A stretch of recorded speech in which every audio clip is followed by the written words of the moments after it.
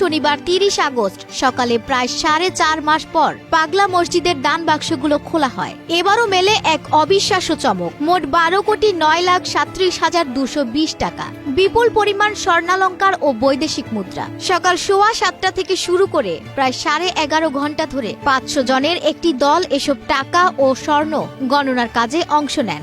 এর সঙ্গে মেলে অসংখ্য চিরকুট, যা সামাজিক যোগাযোগ মাধ্যমে দ্রুত ছড়িয়ে পড়ে।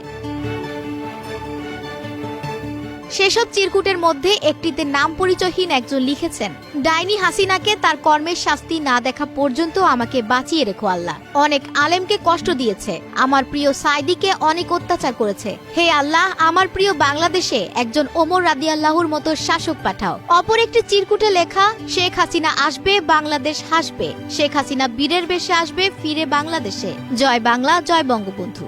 আরেকটি চিরকুটে আছে, পাগলা চাচা শেখ হাসিনা কোথায়। আবার কেউ নিজের জীবনের সচ্ছলতা ফেরাতে আল্লাহর কাছে চিঠি লিখেছেন, হে আল্লাহ, আমাকে তোমার হুকুম হলে এ বছরের মধ্যে কোটি কোটি টাকার হালাল ভাবে ধনী বানিয়ে দাও। এক শিক্ষার্থী লিখেছেন, আল্লাহ, আমি যেন ভালো নম্বর পাই, একটি ভালো কলেজে ভর্তি হতে পারি, মা বাবাকে ভালো রাখুন।